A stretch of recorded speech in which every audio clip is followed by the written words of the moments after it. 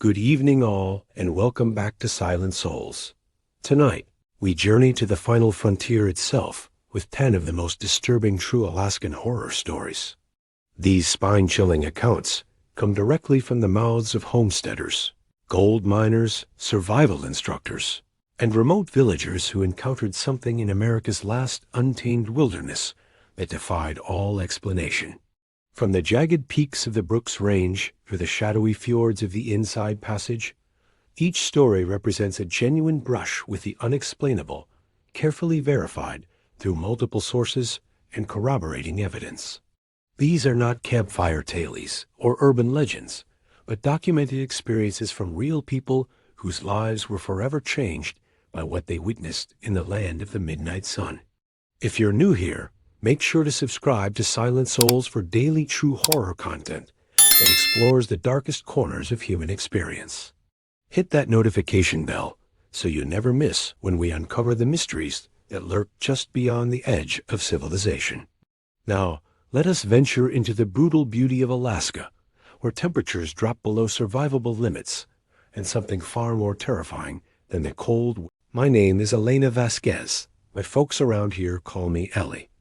I've been homesteading in the Matanuska Valley for over a decade, building my cabin from scratch and living off the grid with my dogs and my rifle. I came here after losing my corporate job in Seattle, seeking the self-reliance and peace that only Alaska's vast emptiness can provide. Homesteading isn't for the faint of heart. It's chopping firewood in blizzards, hunting for winter stores, and dealing with isolation that can stretch for months without seeing another soul. But the freedom, the raw connection to the land, kept me rooted here until one winter when the silence turned sinister. I arrived in Alaska 12 years ago, a 32-year-old city girl burned out from boardroom politics and endless traffic jams. Seattle had chewed me up and spit me out laid off after a merger, savings dwindling, and a lease I could no longer afford. I'd always been drawn to stories of people living off the land, and when I saw an ad for a homesteading workshop in Palmer, I packed my life into a pickup truck and drove north. The Matanuska Valley, with its fertile soil and towering spruce forests, seemed like the perfect place to start over. I bought a plot of land 40 miles from the nearest town, a rugged parcel surrounded by dense woods and backed by a ridge of low mountains. It was remote, even by Alaskan standards. No neighbors within shouting distance, no cell signal, just me, the wilderness, and a dream of self-sufficiency. Building the cabin was my first real test. I learned to fell trees, square logs, and chink walls with moss, guided by a weathered carpenter who'd homesteaded since the 70s. It took 2 years to finish a one-room cabin with a loft, a wood stove, and a root cellar. I dug a well by hand, set up solar panels for minimal power, and planted a garden that fought the short growing season. My 2 dogs, Coda and Sable, Malamute mixes with thick fur and loyal hearts, became my constant companions. I hunted moose and caribou, trapped rabbits, and preserved berries for winter. The work was brutal, but every ache in my muscles felt like a badge of independence. The valley gave me everything I needed: solitude, purpose, and a quiet so profound it felt like the world was holding its breath. For 10 years I thrived. I mastered the rhythms of the land, the way the wind shifted before a storm, the tracks of black bears in spring, the moan of ice on the river in January. I'd see the occasional hunter or trapper passing through, and every few months I'd drive to Palmer for supplies, trading pelts and dried herbs for coffee and ammo.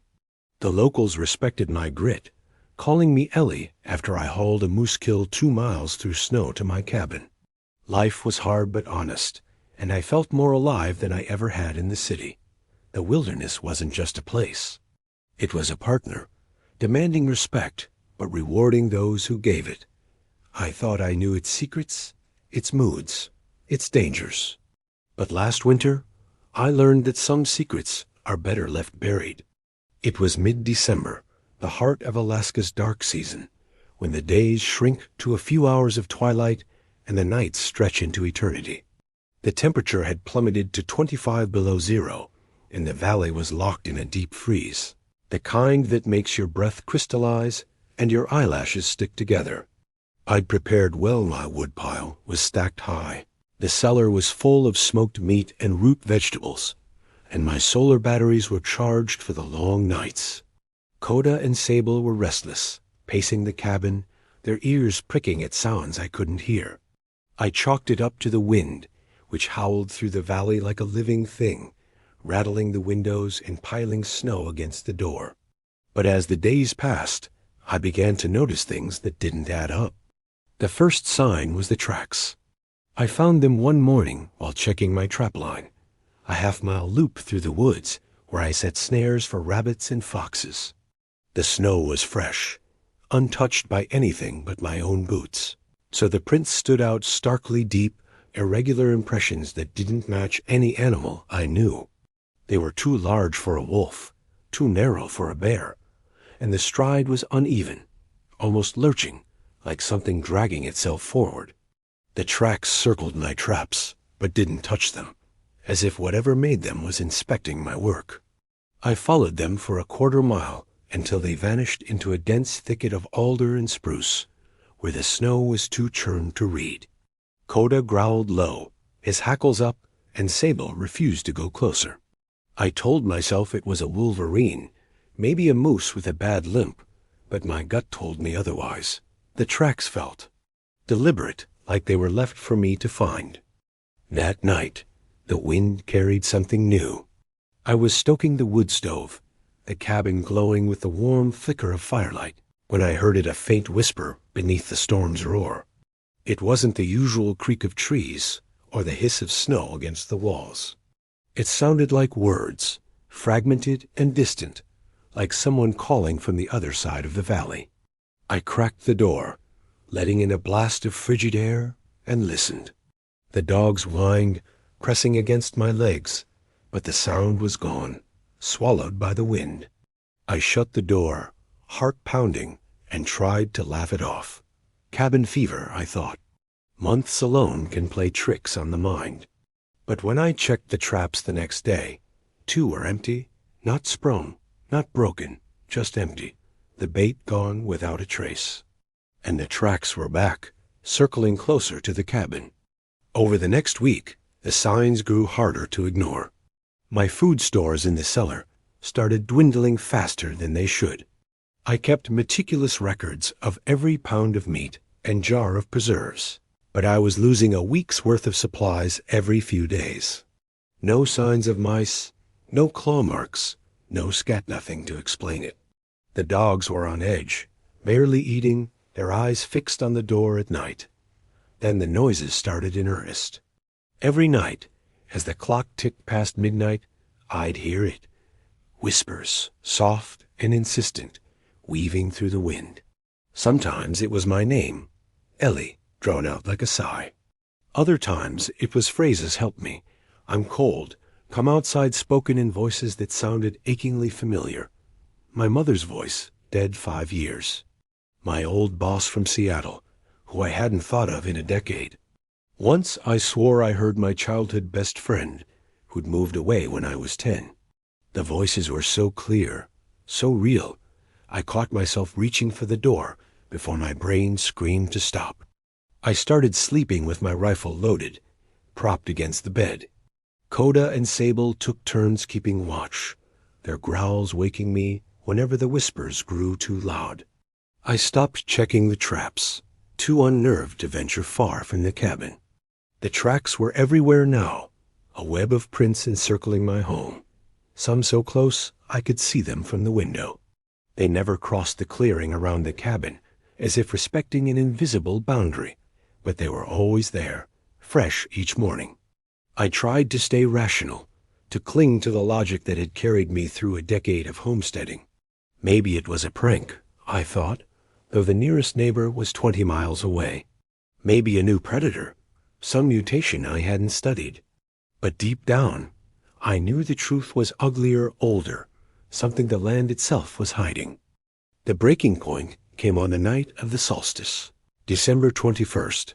The temperature had dropped to 40 below. The kind of cold that burns your lungs and makes metal brittle. I hadn't slept properly in days, my nerves frayed from the constant whispers and the dog's relentless pacing. I'd boarded up the windows, leaving only a small slit to peer through, and kept the fire roaring to drown out the sounds. Around 2 a.m., the whispers stopped. The silence was worse, absolute, oppressive, like the air itself had thickened. Coda and Sable froze, staring at the door, their bodies rigid. Then, a single voice cut through the quiet, clear as if someone stood right outside. "Ellie, it's cold out here. Let me in." It was my mother's voice, perfect down to the slight quiver she'd had in her final years. My heart lurched, a mix of grief and terror. I gripped the rifle, my hands shaking, and crept to the window slit. The moonlight was dim, barely piercing the snow-heavy clouds, but I saw a figure standing just beyond the clearing, where the tracks always stopped. It was tall, humanoid, but wrong, its limbs too long, its head tilted at an unnatural angle. It wore no coat, no gloves, just a shadow of clothing that fluttered in the wind. Its face was hidden, but I felt its gaze, heavy and unyielding, oaring into the cabin. "Ellie, please," it said again, and now it sounded like my father, gone since I was a teenager. The voice shifted, cycling through people I'd known, my old boss, my friend, even my first boyfriend, who died in a car accident. Each word was a hook, tugging at memories I'd buried. The dogs were snarling now, teeth bared, but they wouldn't move toward the door. I wanted to scream, to shoot, to do anything, but my body felt frozen, pinned by the weight of that voice. Then it stepped forward, crossing the invisible line into the clearing. The snow didn't crunch under its feet. It glided, leaving no tracks. Its form shimmered, like heat rising off pavement, shifting between faces I recognized and something else, something with hollow eyes and a mouth too wide, filled with teeth that gleamed like ice. It raised a hand, not to knock but to point, and the cabin shook as if hit by a gust, the boards creaking, the fire dimming. I snapped out of my trance, raised the rifle, and fired through the window slit. The shot echoed, deafening in the silence, but the figure didn't flinch. It just stood there, head tilted, as if curious. I fired again and again, emptying the magazine.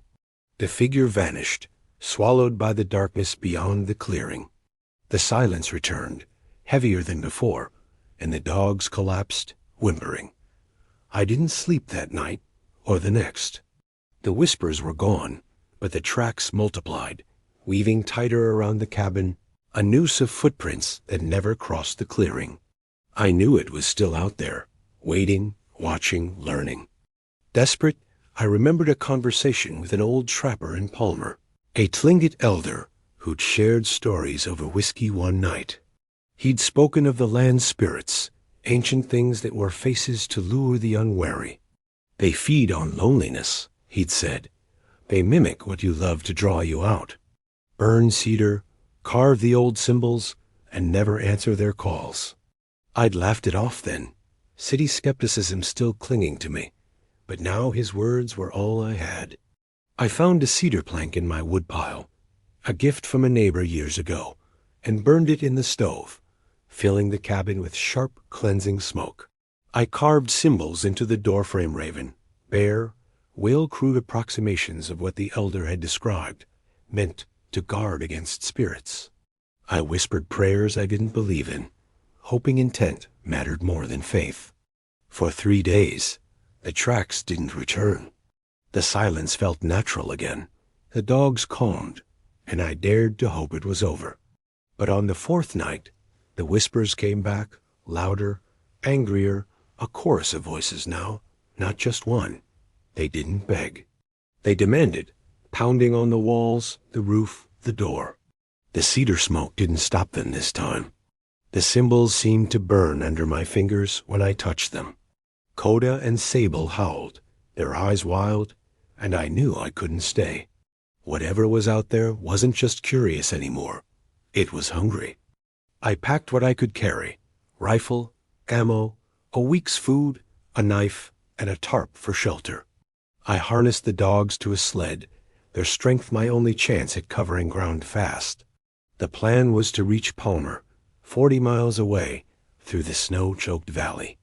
I waited for dawn, hoping the light would weaken whatever stalked me, but the twilight was dim, the clouds thick. As I opened the door, the air felt wrong, heavy with the scent of decay, like something long dead had stirred. The tracks were everywhere, a maze of prints leading into the woods, and the whispers followed me, weaving through the trees. The journey was a nightmare. The sled moved slowly, the dogs straining against the deep snow. The whispers grew louder, clearer, forming sentences that clawed at my sanity. "You can't leave, Ellie," they said, in my mother's voice. "You belong here," in my father's. Shadows flitted at the edge of my vision, always just out of reach, matching our pace. Coda snapped at the air, his teeth closing on nothing. Sable whimpered, her tail tucked, but they kept pulling, driven by instinct or loyalty.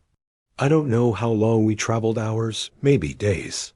Time blurred, the twilight unchanging, the cold numbing my thoughts. Then I saw it again, the figure, standing on a rise 100 yards ahead. It was taller now, its form less human, its limbs twisting like branches caught in a storm. Its face was a void, but I felt its smile, a sensation that turned my blood to ice. The dogs stopped, refusing to move closer, and the whispers became a scream, a cacophony of every voice I'd ever known, telling me to stay, to join, to give in. I fired at it, the shot swallowed by the wind, and it vanished again, only to reappear closer, then closer still, gliding without sound. I don't know how I escaped. Maybe the dog's courage, maybe the elder's symbols still held some power, maybe sheer stubbornness. I cut the sled loose, lightening our load, and ran, the dogs bounding beside me. The whispers chased us, the figure flickering in and out of sight, but the trees began to thin, the ridge giving way to open ground. I saw lights in the distance, Palmer, its glow a lifeline. The whispers faded as we crossed the valley's edge, the figure retreating into the dark. When I stumbled into town, half frozen and delirious, the locals took me in, no questions asked. They saw the dogs, saw my face, and knew. I never went back to the cabin. I sold the land through a broker, refusing to set foot in the valley again. The buyer, some out-of-state dreamer, didn't believe my warnings. I heard he lasted a month before leaving, claiming the silence was too loud. I live in Anchorage now, in a small apartment with Coda and Sable, working odd jobs to get by.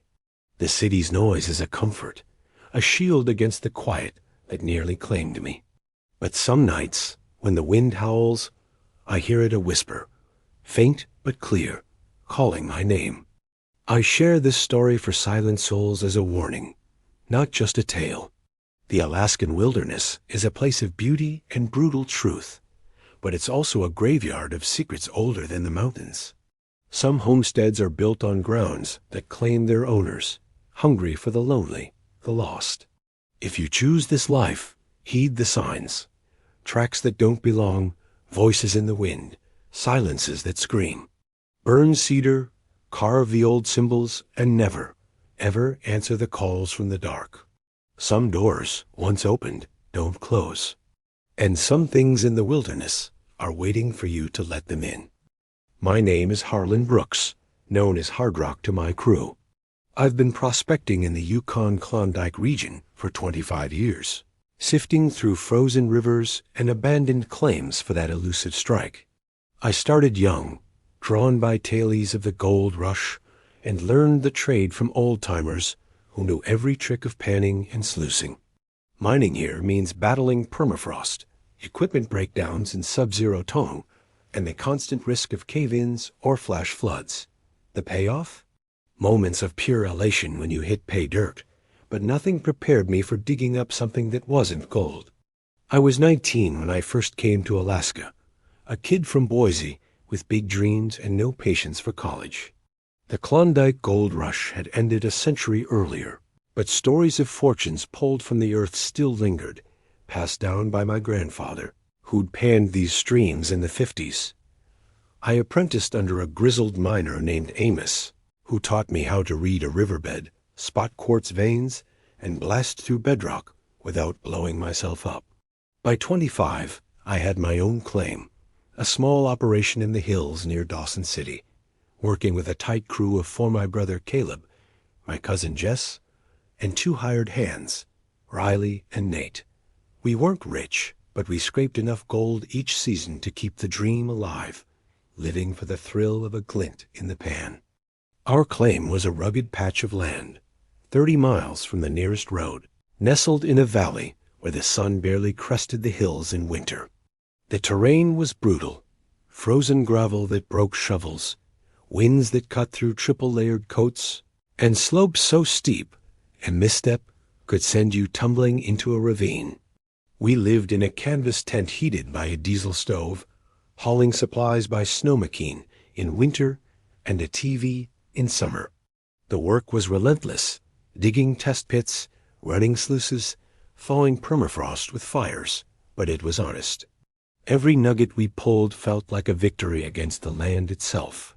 For years, we chased veins, followed rumors of untapped deposits, and laughed off the old-timers' warnings about cursed ground. Until last February, when we found a claim that changed everything.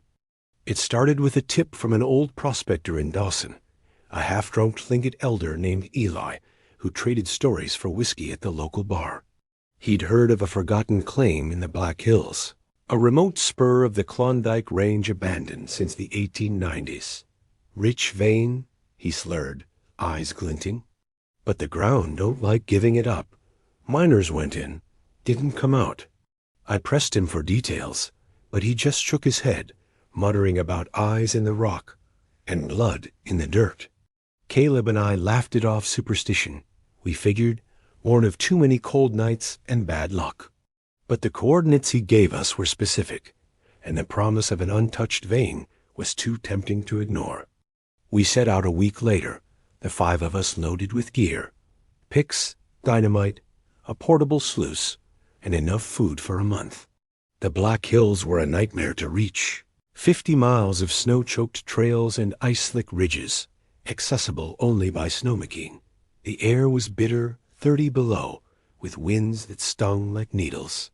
The valley was eerie from the start. No birds, no animal tracks, just silence broken by the crunch of our machines.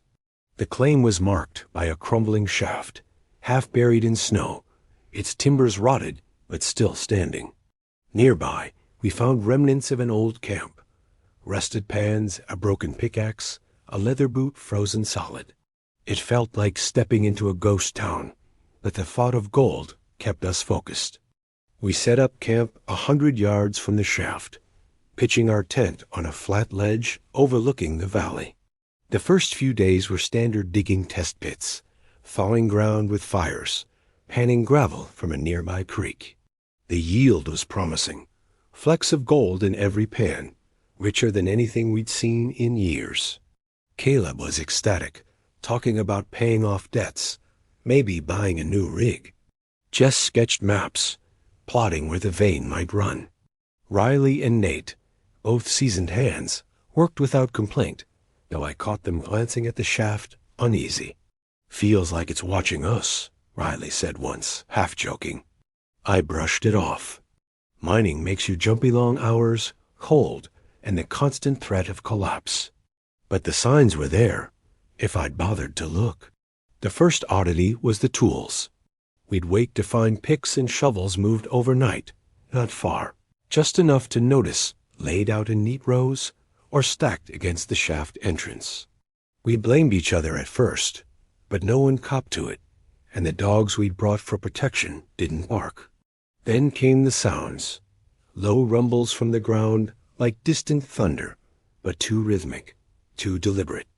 They'd start at dusk, vibrating through our boots, stopping when we tried to listen. Jess found carvings on a boulder near the creek spirals and jagged lines, worn but intentional, not like any native art we'd seen. Prospectors didn't do this, she said, tracing the marks. Too old. I told her it was nothing, probably erosion, but her frown stayed with me. By the 5th day, we dug a new shaft, following a quartz vein that glittered with promise. The deeper we went, the richer the samples, nuggets the size of thumbnails. Unheard of for a surface claim, but the shaft felt wrong. The air was heavy, not just stale but thick, like breathing through cloth. Our lanterns flickered, even new ones, casting shadows that moved when they shouldn't. Nate swore he saw faces in the rock fleeting, like reflections, gone when you looked straight. "This place ain't right," he said, voice low. I told him to focus, but my own skin was crawling.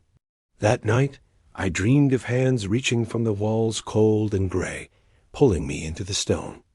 The real trouble started on day 7. We'd blasted a new section, opening a chamber no bigger than a closet, its walls slick with frost and streaked with quartz. The air inside was rancid, like rotting meat mixed with sulfur. Caleb found a bone wedged in a crack, not animal, too long and thin, almost human, but not quite. Maybe a miner's, he said, but it didn't look old. No decay, no wear. We should have stopped then, packed up and left, but the gold was too good, and greed is a powerful blindfold. We kept digging, hauling out buckets of ore, each one heavier with promise. That's when the artifacts appeared. They weren't tools or bones, but objects' metal fragments, smooth and cold, etched with symbols like the ones on the boulder. They hummed when you held them, a low vibration that made your teeth ache. Jess, who'd studied anthropology in college, said they looked ancient, older than any Alaskan culture she knew. "These aren't Tlingit or Athabascan," she whispered. "They're wrong."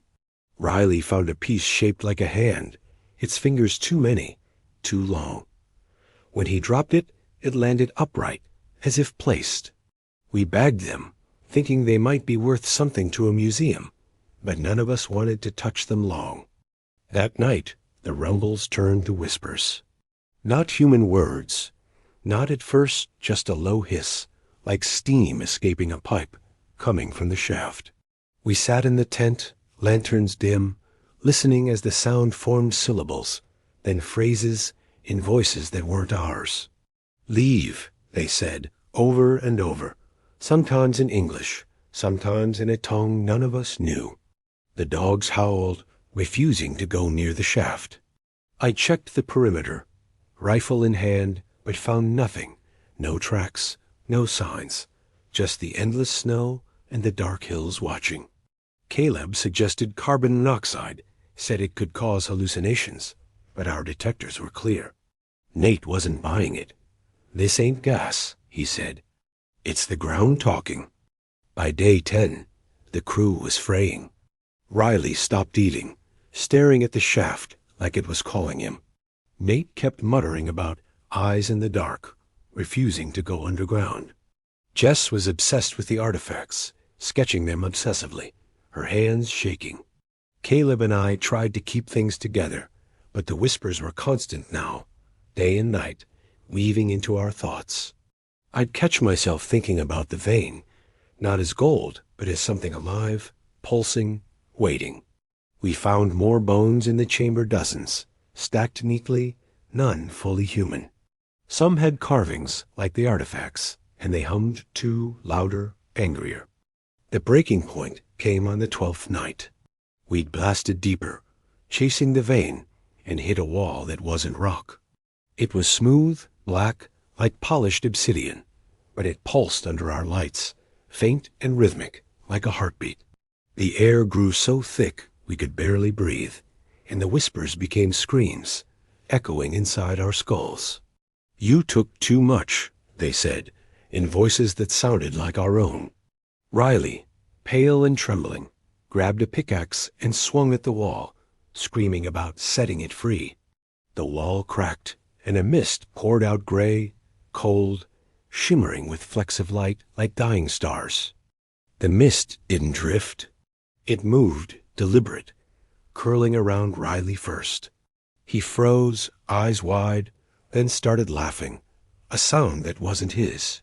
His face changed slack, then twisted, like something else was wearing it. He turned on Nate, swinging the pickaxe, and I tackled him, pinning him down. His skin was cold, not human cold, but stone cold, and his eyes were wrong, too dark, too deep, like the shaft itself. Nate was screaming, Jess was crying, and Caleb was shouting for us to get out.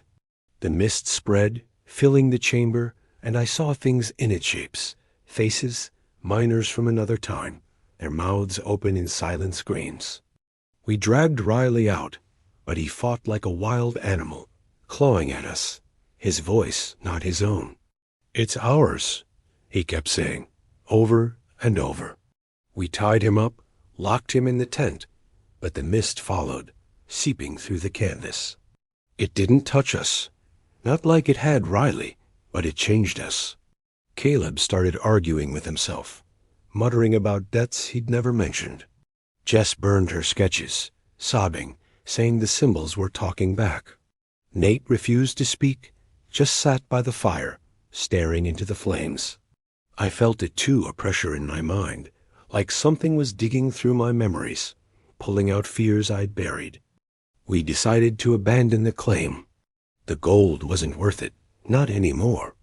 But when we went to pack the gear, the shaft was different, wider, deeper, the black wall gone, replaced by a tunnel that hadn't been there before. The mist was thicker, pulsing with those flecks of light, and the whispers were a chorus now, chanting in that strange tongue. Riley broke free, running into the shaft before we could stop him. We heard him scream, not in pain but in ecstasy, then silence. We didn't go after him. We couldn't. The mist was alive, and it wanted us next. Caleb and I rigged dynamite, enough to collapse the shaft. Jess and Nate helped, their hands shaking but determined. We set the charges, lit the fuse, and ran, the dogs bolting ahead. The explosion shook the valley, a roar that drowned out the whispers. The shaft caved in, burying the chamber, the artifacts, and whatever we'd woken. We didn't look back, just loaded the snow machines and drove, the mist fading behind us. We reached Dawson 2 days later, half-starved, frostbitten, and silent. Nate quit mining, moved south. Jess went back to college, swore off the Klondike. Caleb stayed, but he's different now, quiet, haunted, checking corners like something's watching. I still mine, because it's all I know, but I steer clear of the Black Hills. I've heard whispers since, other miners, other claims, same story. Bones that don't fit, rocks that hum, mist that moves with purpose. Eli, the old prospector, wasn't surprised when I told him. "Ground's got memory," he said. "You took what it guarded. It don't forget." I think about Riley, about the faces in the mist, about the vein that wasn't just gold, but something older, hungrier. I think about the bones, stacked like offerings, and wonder how many miners are still down there, part of the earth now. This is my warning to those who chase gold in Alaska's wilds. Some veins run deeper than ore, tapping into places that don't belong to us. Respect the signs, carvings, whispers, eyes in the rock. Walk away from claims that feel wrong, that watch you back. The Klondike gives, but it takes two, and what it takes, it keeps forever. Some riches are better left buried, locked in the dark where they've slept for centuries. Ignore that, and you might join them. My name is Boone Carver, or Old Boone to traders. I've trapped fur in the Tanana Valley for 30 years, setting lines for marten and fox through brutal winters. Learned from my pa, mastering snares and tracking trappings a solitary art, but one winter's catch wasn't animal. I was raised in the Tanana, a flat expanse of forest and river north of Fairbanks, where the spruce grows thick and the winters bite hard.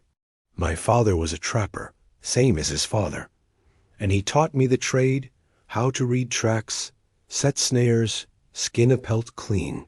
By 15, I was running lines alone, learning the land's moods, the way snow falls silent before a storm, the crack of ice on the river, the rustle of a wolverine sniffing bait.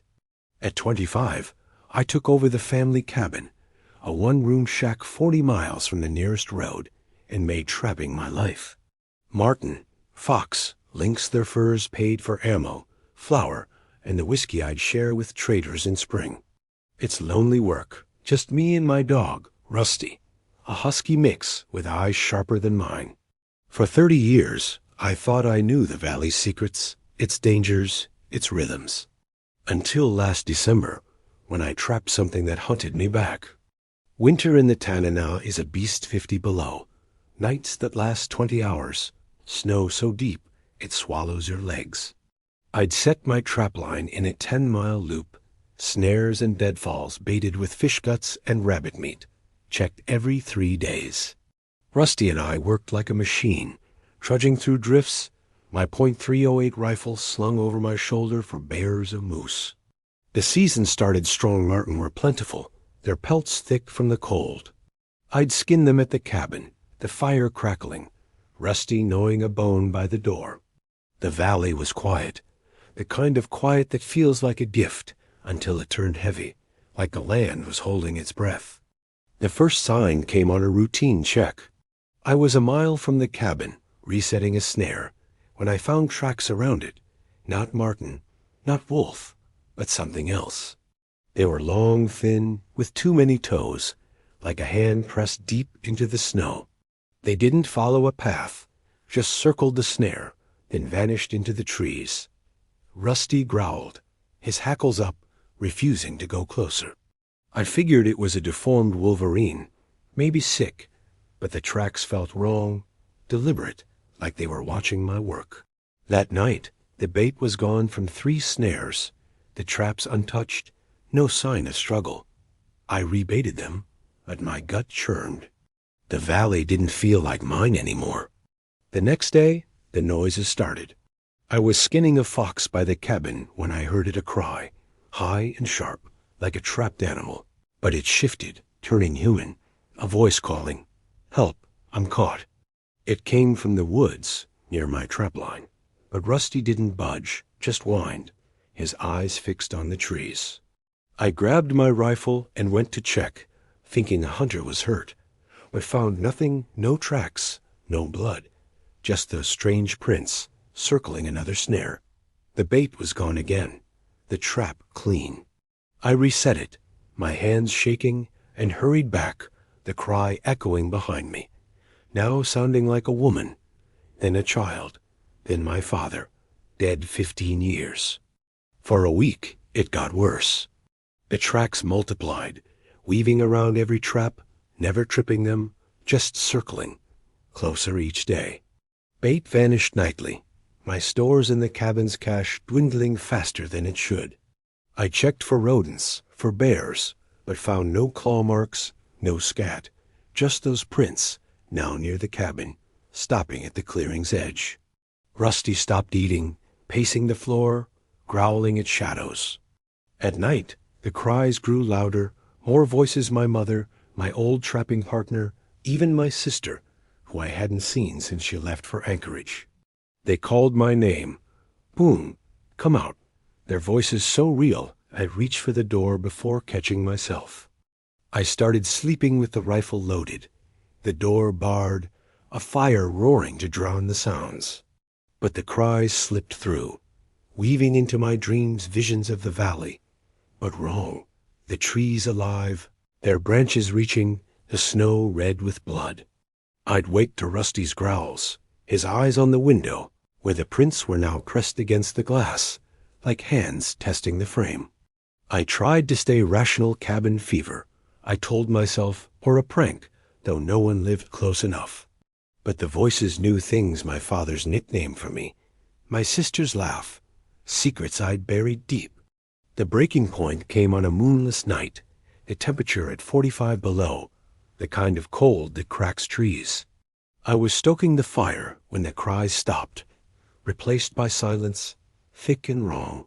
Rusty froze, staring at the door, his teeth bared. Then a voice, clear as if inside the cabin. "Boone, it's me." It was my father, his gravelly tone perfect, down to the cough he'd had before cancer took him. I gripped the rifle, heart pounding, and peered through the window slit. A figure stood in the clearing, just beyond the firelight, tall, thin, wearing my father's old coat, his face shadowed, but his stance unmistakable. "Let me in," it said, and the voice shifted my mother, my sister, then something else. A hiss that wasn't human. I shouted for it to leave, but it stepped closer, crossing the clearing's edge, where the tracks always stopped. The snow didn't crunch under its feet. It glided, its form flickering, now my father, now a stranger, now something with no face, just eyes like pits and a mouth too wide. Rusty lunged at the door, barking, but I held him back, my hands shaking. The figure raised a hand, and the cabin shook, the logs groaning, the fire dimming. I fired through the slit, a shot deafening, but it didn't flinch, just tilted its head, curious. The voice came again, all voices now, a chorus. "You caught us, Boone. Now we catch you." I don't know how long I held out, firing, shouting, Rusty snarling beside me. The figure circled the cabin, its form shifting. My sister, my partner, faces I'd forgotten, each one a knife in my chest. The cries were everywhere, inside my head, pulling memories. My father's deathbed, my sister's tears, mistakes I'd buried. I burned everything I could: wood, clothes, a cedar plank I'd kept for carving, hoping the smoke would help, remembering old stories from traders about spirits fearing fire. The figure screamed, a sound that split my ears, and retreated, but the tracks stayed, tighter, a noose around the cabin. I knew I couldn't stay. The thing was learning, growing stronger, using my own mind against me. I packed light rifle, knife, food for a week, a tarp, and harnessed Rusty to a sled. The plan was to reach Fairbanks, a 3-day trek through snow and ice. At dawn, I opened the door, the air thick with that hiss, the tracks fresh, leading into the woods. Rusty pulled, his strength my only hope, but the cries followed, now a scream, shifting voices begging me to stop, to turn back. Shadows moved in the trees, not one figure but many, their faces flickering, my family, my friends, and nothing, just voids with teeth. The trek was hell. The snow shifted, paths I'd walked for decades gone, the trees leaning closer, branches like claws. The voices were relentless, calling my name, promising warmth, forgiveness, love. Rusty kept going, his eyes wild but focused, growling at shadows that darted too close. I saw the figure again, ahead, then beside me, then behind, its form never solid, always changing. It wore my father's face most, his eyes pleading, then laughing, then empty. I fired until my ammo ran dry, the shots doing nothing but echoing in the dark. On the second day, or maybe the third, time blurred, I found a trap, one of mine, but wrong. It held something, not marten, not fox, but a mass of flesh and bone, pulsing, with eyes that stared. It spoke, my sister's voice. "You trapped me, Boone." I cut the snare, burned it, the flames weak, but enough to make the thing scream, a sound that shook the snow from the trees. The figures retreated, but the voices grew louder, a chorus of everyone I'd known, accusing, begging, hating. Rusty faltered, his strength fading, but he pulled on, his loyalty stronger than the cold. I don't know how we made it. Maybe the fire, maybe Rusty's will, maybe dumb luck. The trees thinned, the voices faded, and I saw Fairbanks lights, faint but real. I stumbled into a trading post, half dead, Rusty collapsing beside me.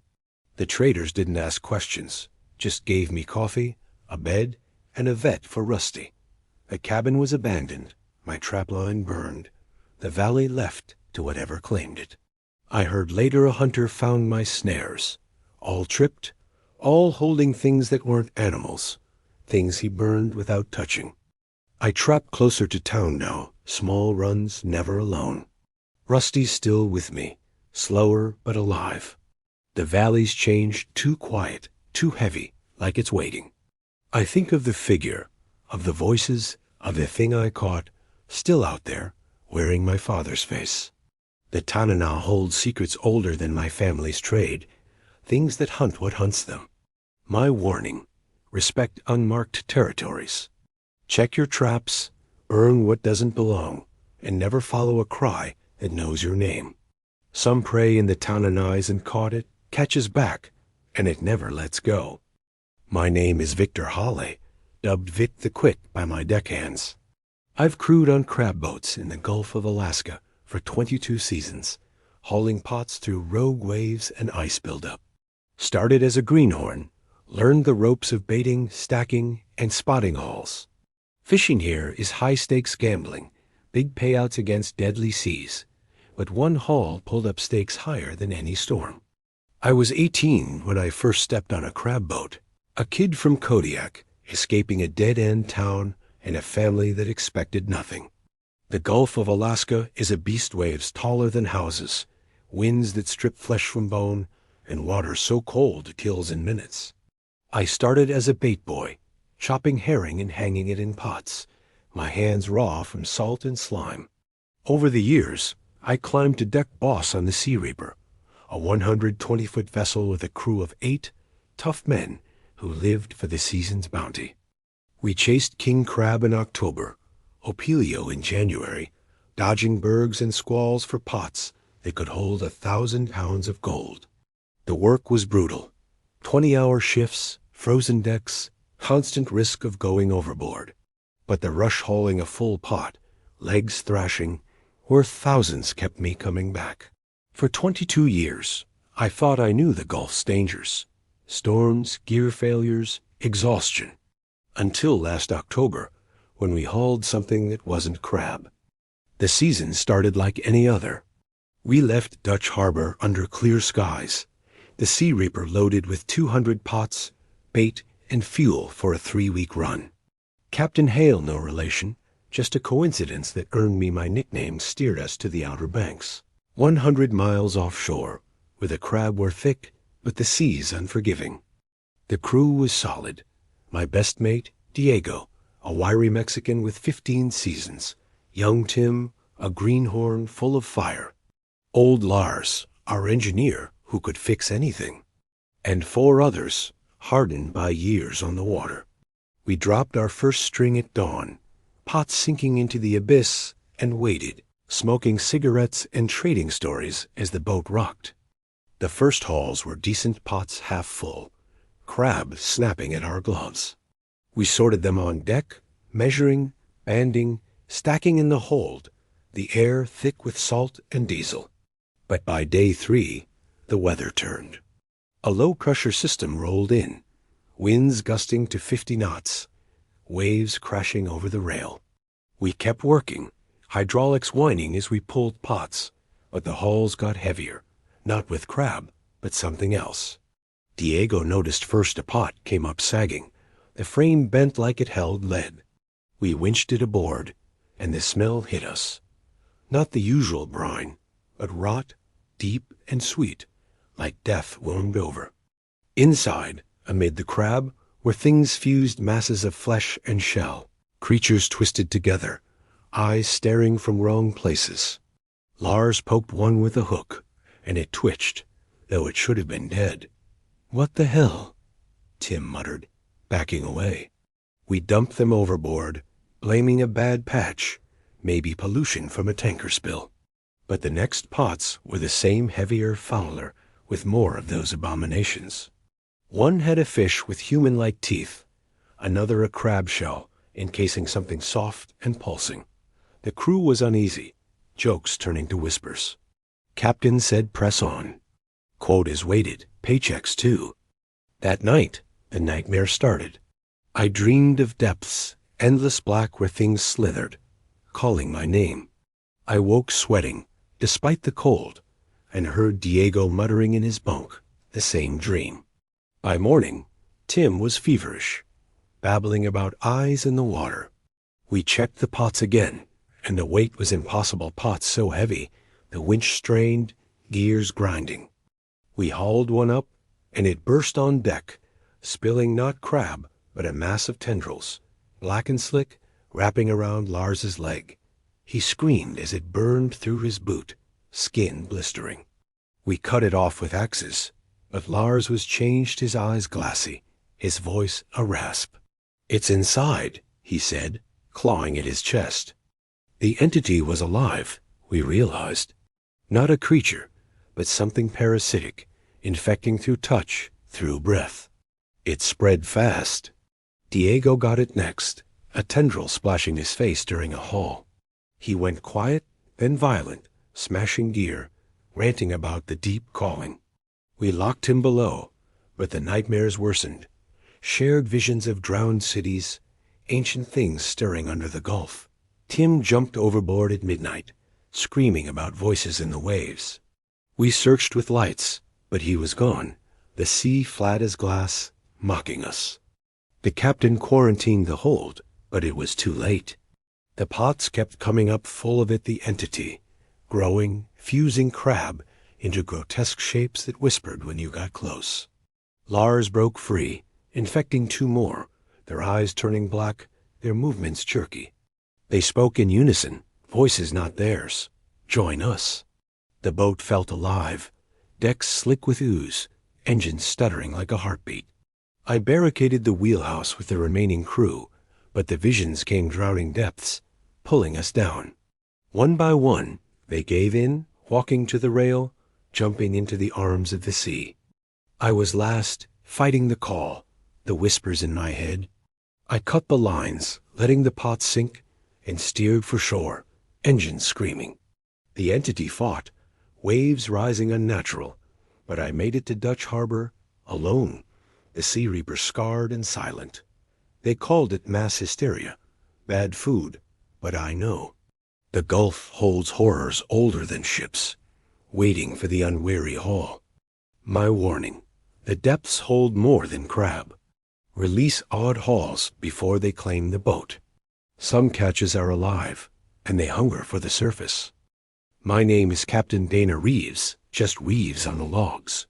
I've operated ferries along the southeast coast for 19 years, shuttling passengers through misty channels and tides.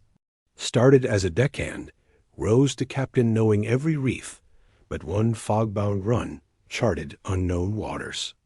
I grew up in Ketchikan, where the sea is life, and learned the ropes on fishing boats before joining the Alaska Marine Highway. The Inside Passage is a maze of islands and fjords, where tides shift fast and fog can blind you in minutes.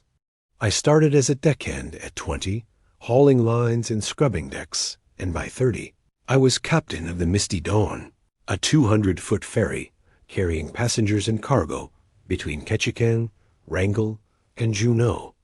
My job was routine but demanding. Navigate narrow channels, dodge icebergs, keep schedules despite storms. My crew 6 strong, led by my first mate, Carla, was tight, and we knew the passage like our own skin. For 19 years, I thought I'd seen every trick the sea could throw: rogue waves, engine failures, stranded kayakers. Until last March, when a fog took us somewhere that wasn't on any chart. It was a standard run, Ketchikan to Juneau, 36 hours with stops. The Misty Dawn carried 50 passengers, locals, tourists, a few hunters plus vehicles and supplies. The forecast was rough, 40-knot winds, heavy fog, but nothing we hadn't handled. We left at dawn, the sky gray, the water like glass before the storm.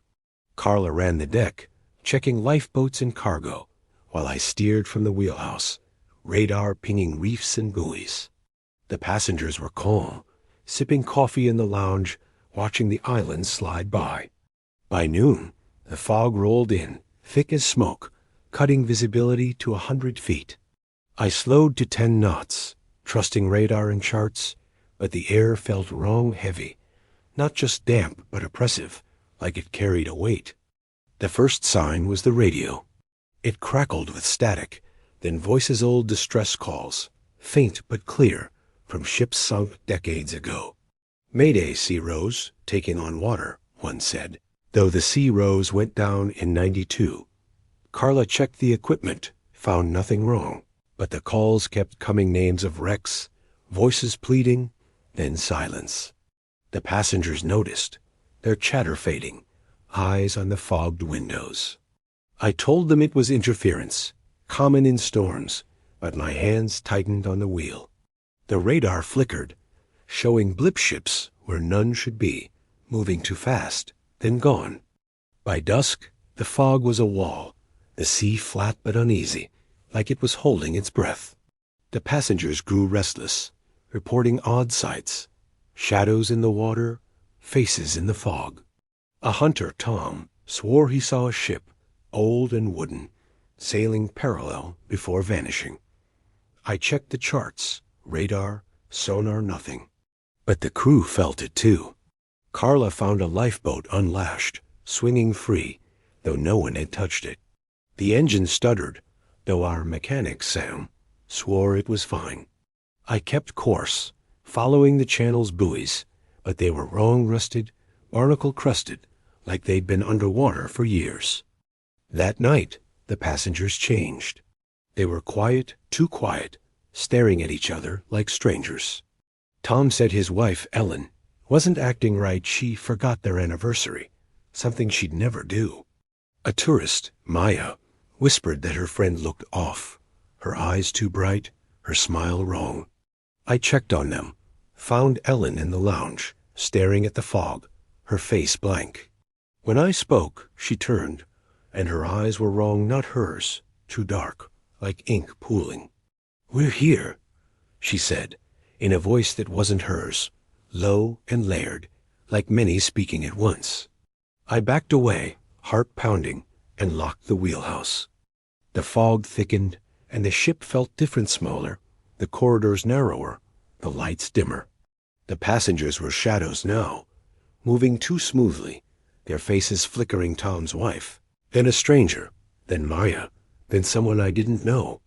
Carla reported crew acting strange, Sam laughing at nothing, our cook, Lena, cutting her hand and not noticing. The radio screamed, voices chanting names, mine, Carla's, passengers, in a language I didn't know. I checked the GPS, but it showed us off the chart, in open water where islands should be. The stars were gone, the fog a mirror, reflecting the misty dawn back at us, but wrong-rusted, broken, like a wreck. Then we saw it, the other ship. It emerged from the fog, a duplicate of the misty dawn, but older, decayed, its hull pitted, windows dark. Passengers stood on its deck, identical to ours, Tom, Ellen, Maya, but their faces were wrong, stretched, their eyes empty. They waved, not in greeting but in demand, their mouths moving, chanting our names.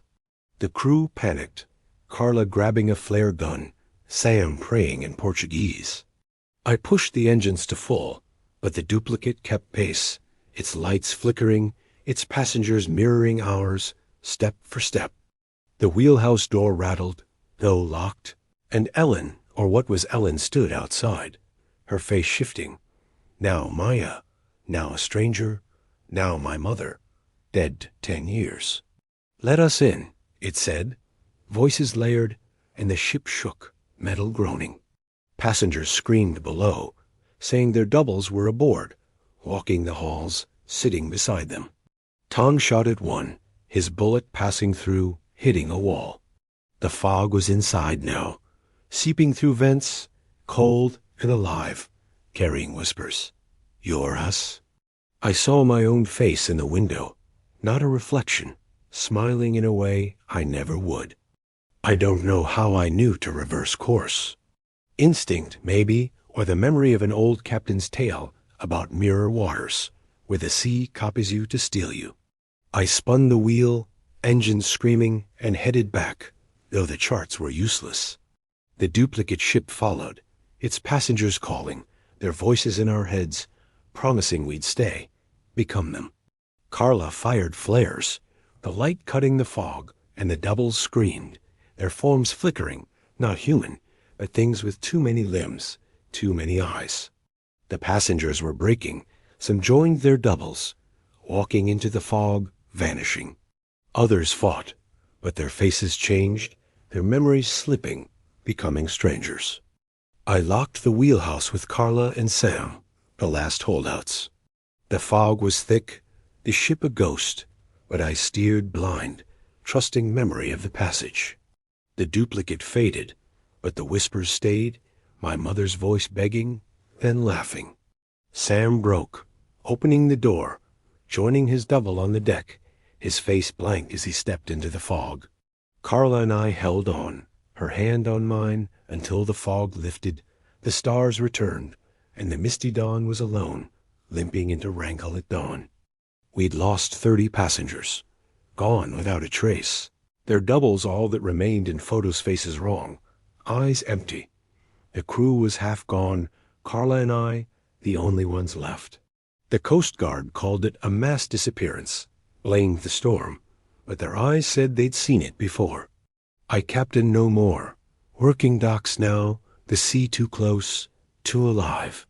The passage holds mirrors, places where you meet yourself and lose.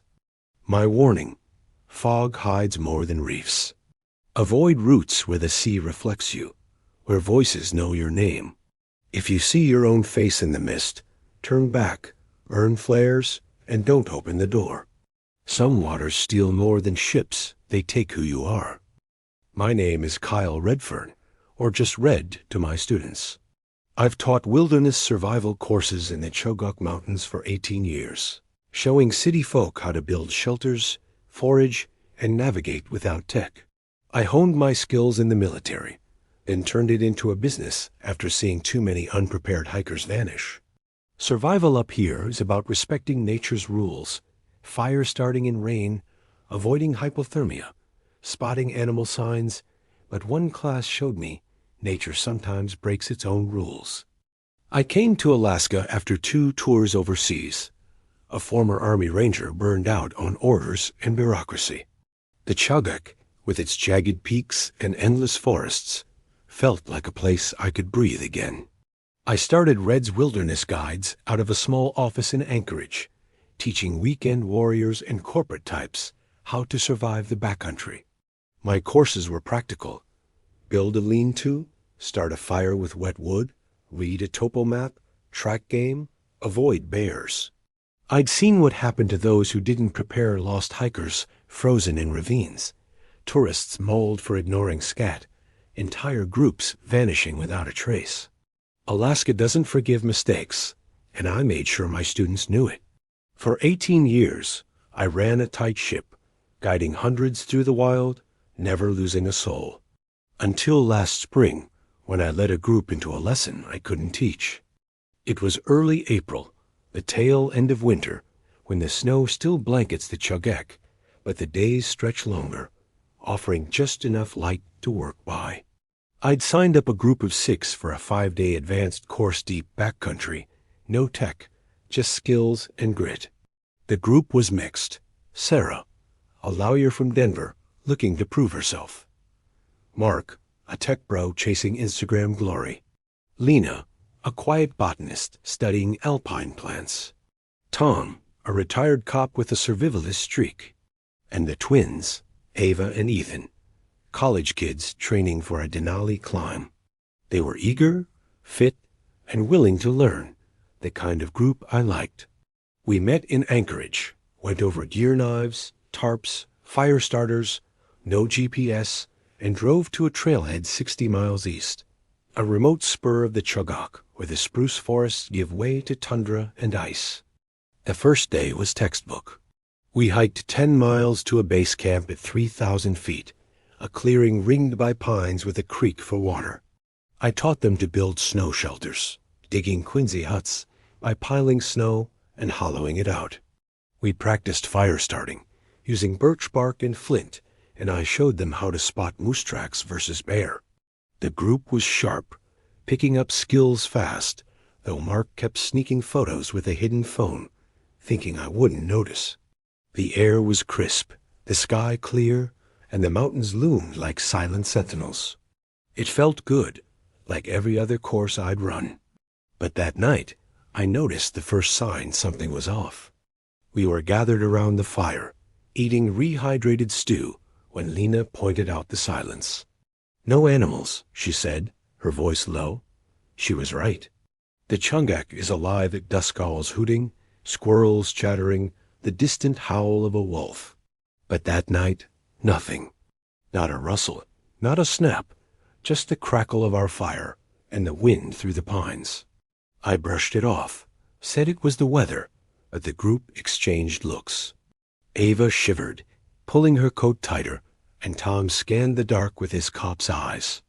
I told them to rest up, that we'd need energy for tomorrow's navigation drills.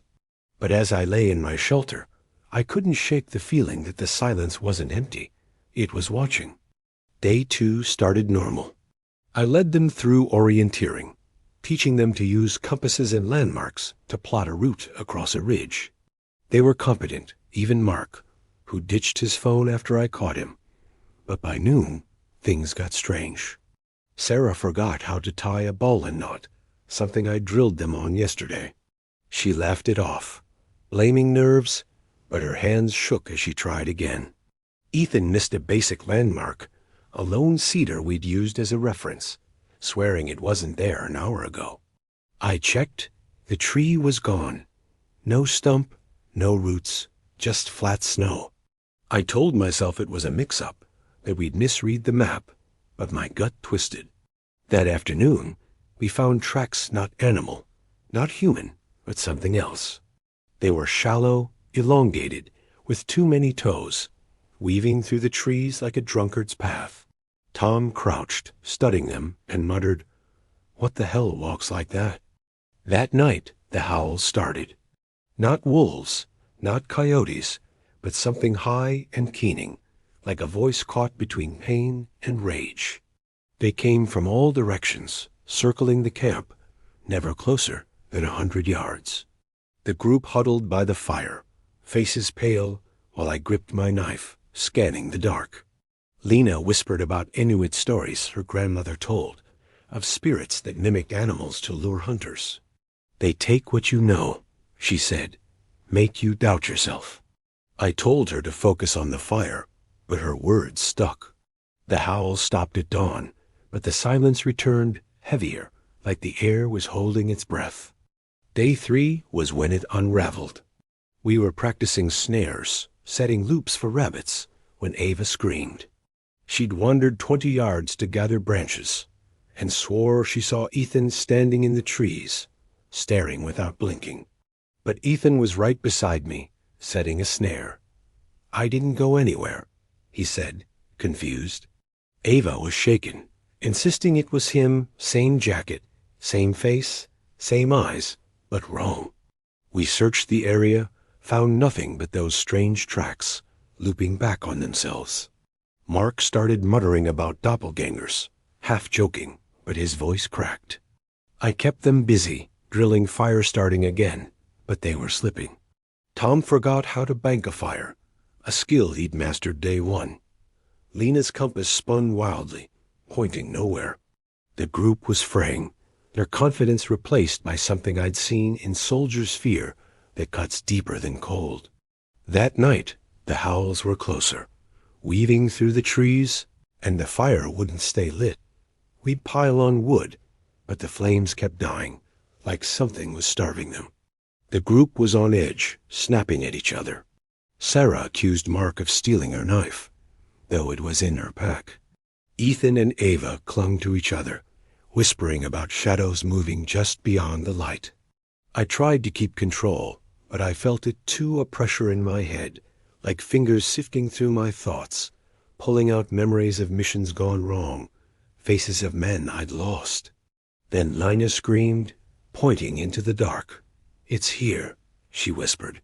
I saw it, a figure, just at the edge of the firelight, wearing Ethan's red parka, his face, but not his face, the eyes too wide, the mouth stretched in a grin that wasn't human. I grabbed my flare gun, fired into the sky, hoping to scare it off. The flare lit the forest, and for a moment I saw it clearly, tall, thin, its limbs bending wrong, its face flickering between Ethan's and something else, something with no features, just holes where a face should be. It didn't run. It glided, vanishing into the trees. The howls erupted, louder, angrier, and the group panicked. Tom drew his pistol, shouting for everyone to stay put. Sarah was crying. Lena was chanting something in her grandmother's tongue, and the twins were frozen, staring where the thing had been. I rallied them, ordered them to pack essentials. We were breaking camp, heading back to the trailhead 3 days early. But it wasn't that simple. The trail was gone. Not snowed over, not hidden gone. The landmarks I'd memorized for 18 years, boulders, tree lines, a notch in the ridge were missing, replaced by unfamiliar terrain. The compass spun useless, and the stars were wrong, shifted in ways that didn't match any sky I'd navigated. The howls followed, closer now, and the tracks were everywhere, circling tighter. We hiked anyway, me in the lead, Tom at the rear, the group stumbling through snow that seemed to shift under our feet. Hours passed, or maybe days' time blurred, the light never changing, a perpetual twilight that messed with our heads. Then Ava vanished. 1 minute she was behind Ethan, the next, gone, no scream, no tracks, just empty snow. Ethan broke down, screaming her name, but the forest swallowed his voice. We searched for hours, finding only those strange prints leading nowhere. Lena said it was a mimic, a thing from her grandmother's stories that stole faces to trap the living. It learns you, she said, takes what you trust and twists it. I didn't want to believe her, but I'd seen it Ethan's face on that thing, smiling in a way he never would. We pressed on, Ethan half mad with grief, the rest of us jumping at shadows. Day 4, or what I think was day 4, brought the trap. We found a clearing, one we hadn't passed before, with a fire pit already burning, flames blue and cold, giving no heat. Around it were our things, Sarah's knife, Mark's phone, Tom's badge laid out like offerings. And there was Ava, standing by the fire, smiling. Ethan ran to her, but I grabbed him, because it wasn't Ava. The eyes were wrong, the smile too wide, and her voice, when she spoke, was a chorus, like a dozen voices layered over hers. "Stay," she said. "You're home." The group froze, and I saw it more figures, stepping from the trees, wearing our faces, our clothes, but moving wrong, their limbs jerking like puppets. I don't know how I knew to use fire. Maybe Lena's stories, maybe instinct. I grabbed a branch from the ground, lit it in our own fire, and thrust it at the thing wearing Ava's face. It screamed, a sound that made my ears bleed, and the others recoiled, their forms flickering, showing what they really were: tall, thin, with hollow eyes and mouths like wounds. The fire drove them back, and I shouted for the group to run. We grabbed our packs, lit more branches, and charged through the trees, the howls chasing us. The figures followed, gliding, their faces shifting, my old CO, a lost squad mate, my father, dead 20 years. They called my name, begged me to stop, but I kept moving, torch high, the group behind me. The trailhead appeared without warning, the familiar gravel lot, and my truck under a foot of snow. We piled in, the engine roaring to life, and drove, the howls fading as we hit the highway. Ethan was sobbing, Sarah was silent, Lena was praying, and Tom kept his pistol drawn, watching the rear view. Mark was gone, vanished in the chaos, his pack left behind. We reported it to the rangers, said he got lost, but I saw the look in their eyes. They'd heard stories like ours before, tales of hikers who saw themselves in the woods and never came back. I still run my courses, because it's who I am, but I stick to known trails now, closer to civilization. The Chagak hasn't changed, still beautiful, still deadly, but I know it hides things that wear your face, that steal your skills, your trust, your mind. Lena says they're old, older than the mountains, feeding on fear and doubt, luring you into a trap where you're lost forever. I think about Ava, about Mark, about the faces in the trees, and I wonder how close we came to joining them. This is my warning to those who venture into Alaska's wilds. Trust your instincts over your eyes, your gut over what you think you know. The wilderness teaches hard lessons, but some come from things that hunt the teachers. Check your landmarks twice, keep your fire burning, and if you see someone you know standing in the trees, smiling wrong, run. Don't look back. Some things in the Chogak don't just want your life, they want who you are. My name is Nora Evalu, called Auntie Nora in my community. I've lived in a small Inupiaq village on the Beaufort Sea coast my whole life. Over 50 years, preserving traditions like sewing sealskin boots and storytelling around the fire. Village life is communal survival sharing hunts, weathering polar nights, honoring elders, but isolation breeds secrets, and one storm brought ours to light. Our village Kaktovik sits on the edge of the Arctic, where the land meets the frozen sea. It's a place of extremes. 6 months of twilight, winters so cold your spit freezes before it hits the ground, summers bright enough to burn your eyes. I was born here, raised on stories of the old ways hunting bowhead whales, reading the ice, respecting the spirits that live in the wind and water. My mother taught me to sew, my father to hunt, and my grandmother to tell the tales that kept our people alive through centuries of ice. We're fewer than 300 now, a tight-knit community where every hand matters, every story carries weight. We live by the sea's rhythm, sharing seal meat, caribou, and fish, gathering in the community hall to sing and pray when the darkness feels too heavy. For 50 years, I thought I knew this place, its moods, its rules. But last winter, I learned the ice hides things even the elders fear. It began in January, during the polar night, when the sun doesn't rise and the world is a canvas of black and gray. The temperature was 35 below, the wind screaming off the Beaufort, piling snow against our homes. We were used to storms, but this one felt different, relentless, like it was trying to erase us. The power flickered, the generator struggling, and we huddled in the hall, burning driftwood to stay warm. The elders spoke in low voices, their eyes on the windows where the snow swirled like something alive. My cousin Amos, our best hunter, said the ice was shifting, cracking in ways he'd never seen. "It's waking up," he muttered, and the elders nodded, their faces grim. The first sign came on the 3rd day of the storm. I was checking the community cache, a raised platform where we store meat to keep it from bears. The cache was untouched, the sealskin covers tight, but the snow around it was wrong. There were prints not polar bear, not fox, but human-like, barefoot, deep enough to show toes curling into the ice. They led from the sea, circling the cache, then back to the water where the ice was broken, as if something had climbed out. I called Amos and our elder, Mary, to see. Mary's eyes narrowed, her hands tracing an old scar on her wrist. "Not human," she said, "not anymore." She wouldn't explain, just told me to burn sage and stay inside. That night, the lights appeared.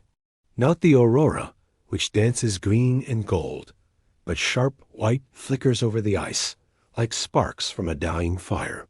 They pulsed, moving closer, then fading, never crossing the village's edge.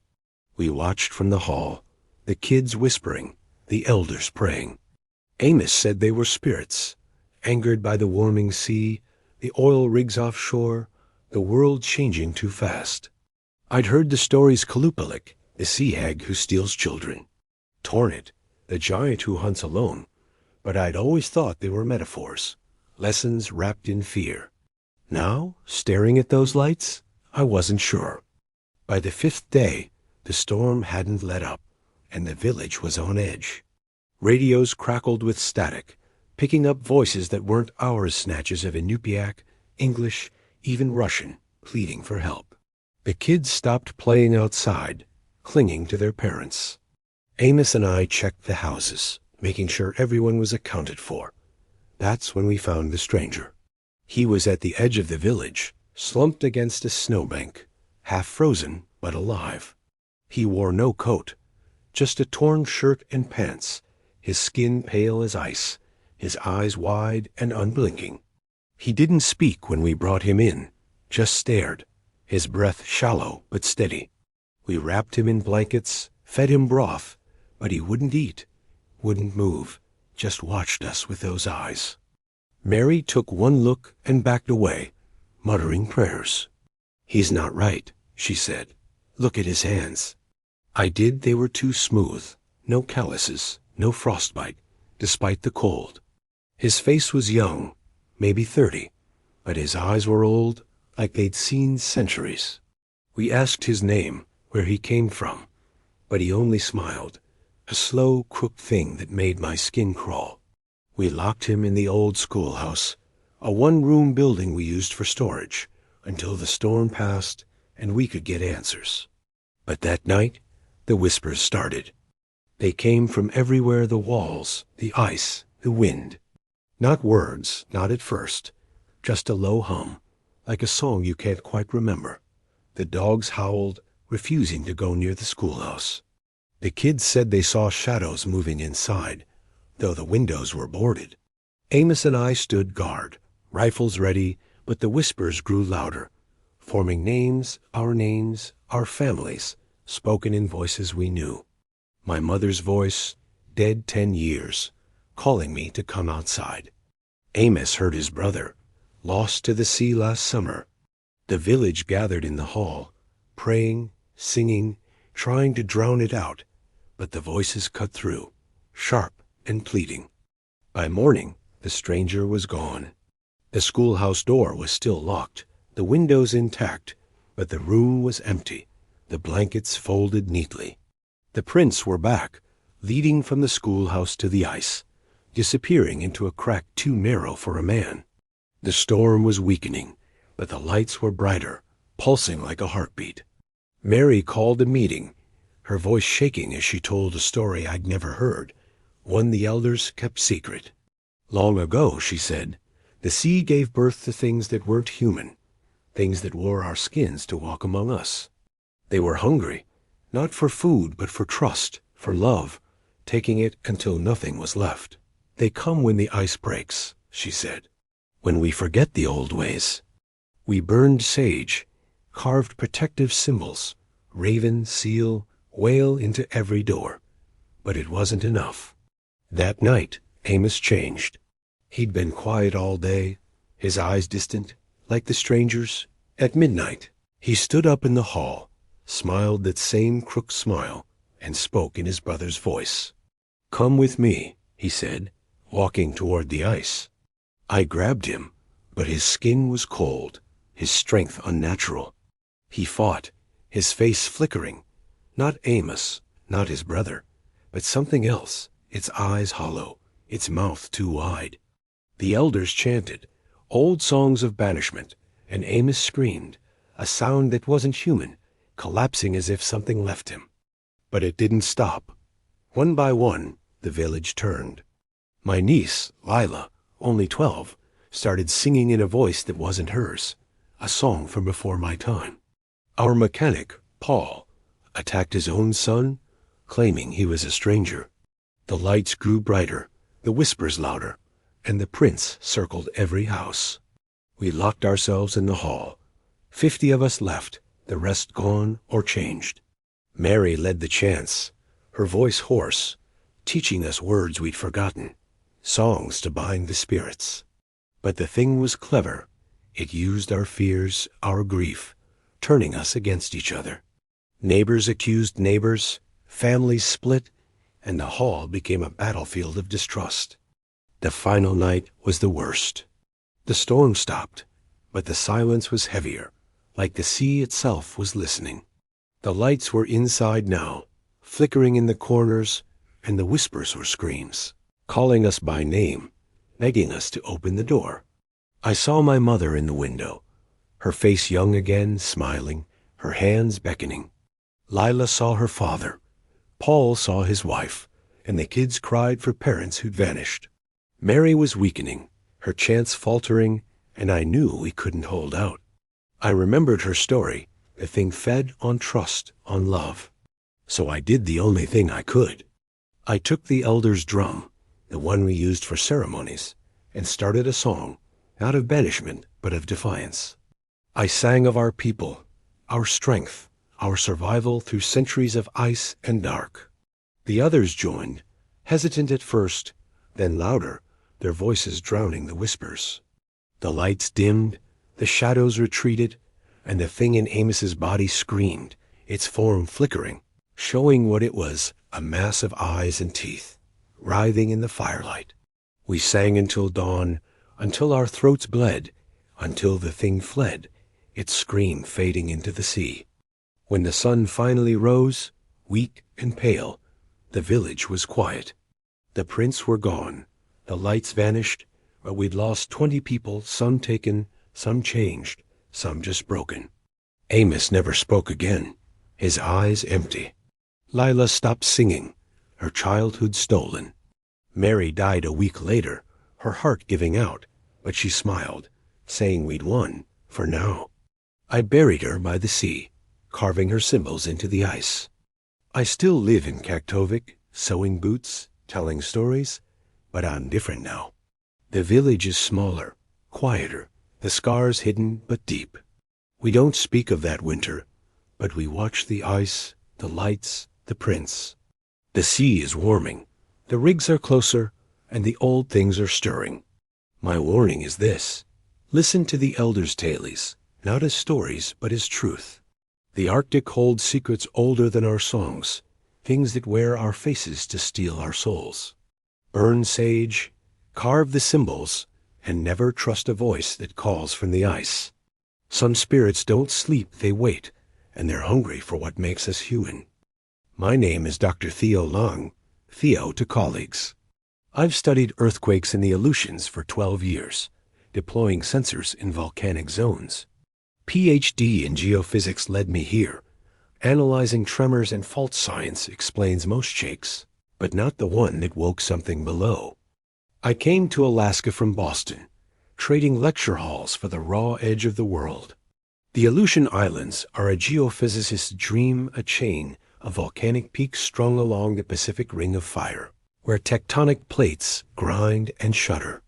I joined a research team in Unalaska, monitoring quakes and eruptions, setting sensors on slopes where ash falls like snow. The work was solitary but precise. Plant seismometers, record data, predict shifts. The islands are remote, 1,000 miles from Anchorage. Their village is small. Their weather brutal storms that rip roofs off, waves that swallow boats. I lived for the science, the patterns in the Earth's pulse. For 12 years, I thought I understood the Aleutians' rhythms, until last April, when the ground spoke back. It started with a new project, mapping a fault line on Umnak Island, a desolate stretch of tundra and volcanoes, home to a few Aleut villages and endless wind.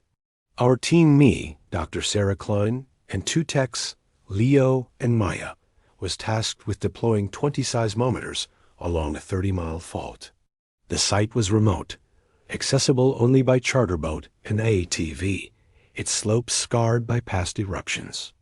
Locals in Nikolsky village warned us off, their elders speaking of bad ground where the earth listens. I dismissed it as folklore, though Sarah, who'd worked with Aleut communities, urged caution. Science was my guide, data, numbers, not stories. But the island felt wrong from the moment we landed. We set up base camp near a cinder cone, a low hill of black ash under a sky heavy with clouds. The ground was cold, the air sharp with sulfur, the wind carrying a low hum like a machine idling underground. We planted the first sensors, their cables snaking through lava fields, and the readings were off tremors too regular, too shallow, like a heartbeat. Leo, our data tech, joked about ghost quakes, but Maya's face was tight, her eyes on the hills. The locals said, "Don't dig here," she whispered. I ignored her, focused on the work, but the hum grew louder, vibrating in my bones. The first night, we heard whispers, not human, not animal, but a chorus, faint and rhythmic, rising from the ground. Our radios caught it too, static laced with voices, speaking Aleut, Russian, English languages of whalers, soldiers, natives long gone. Leave, they said, over and over, though the radios were off. We checked the camp, found nothing but our own tracks. Yet the whispers followed, louder in the dark. Sarah found carvings on a boulder near camp spirals, eyes, symbols not in any textbook. These aren't Aleut, she said. They're older. I told her it was vandalism, but my hands shook as I set the next sensor. By day 3, the quakes were constant, small, rhythmic, not tectonic but alive, like something tapping below.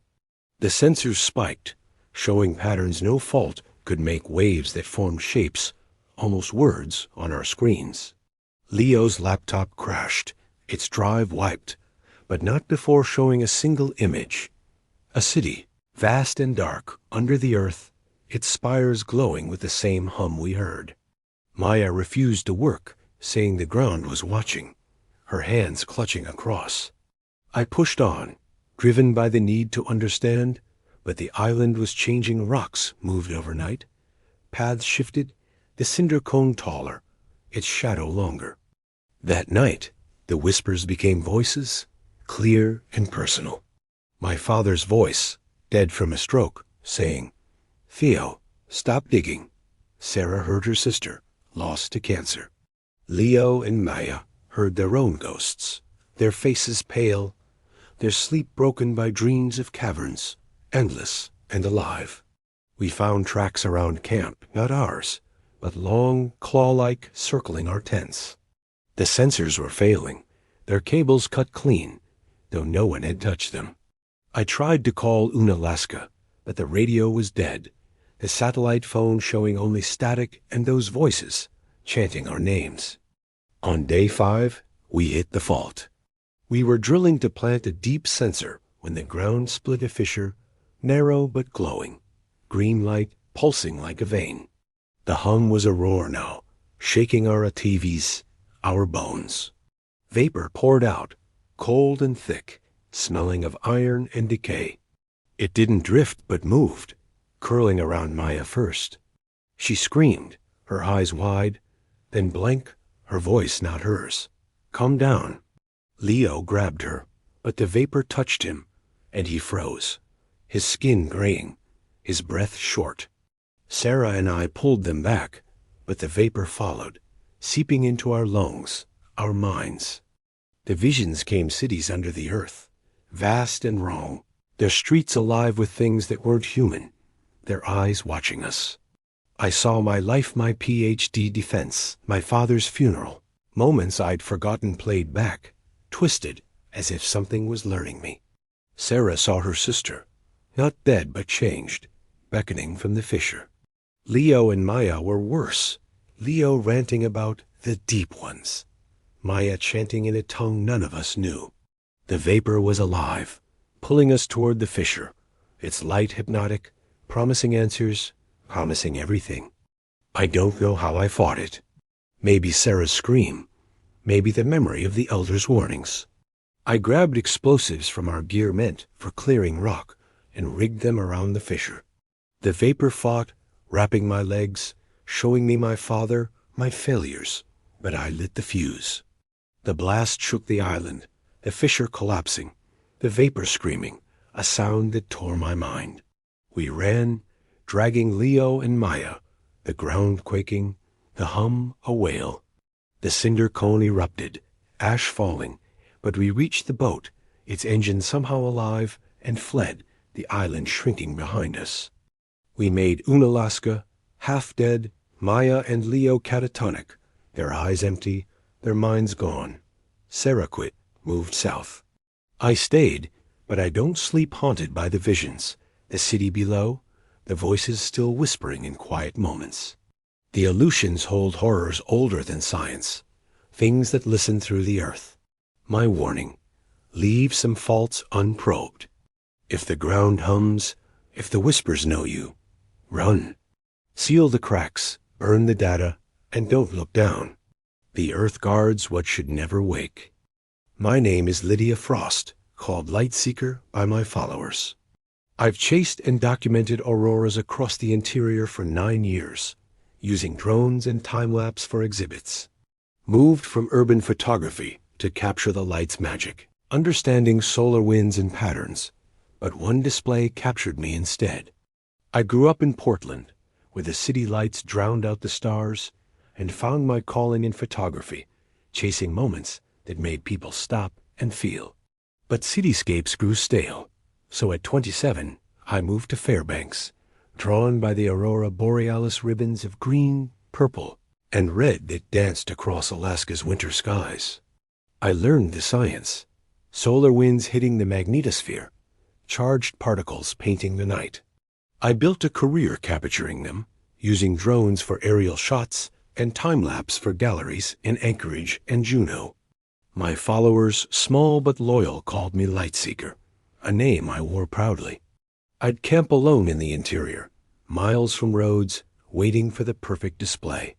The cold, the silence, the vastness, it was worth it for one shot that caught the sky's soul. For 9 years, I thought I knew the aurora's secrets. Until last February, when the lights looked back.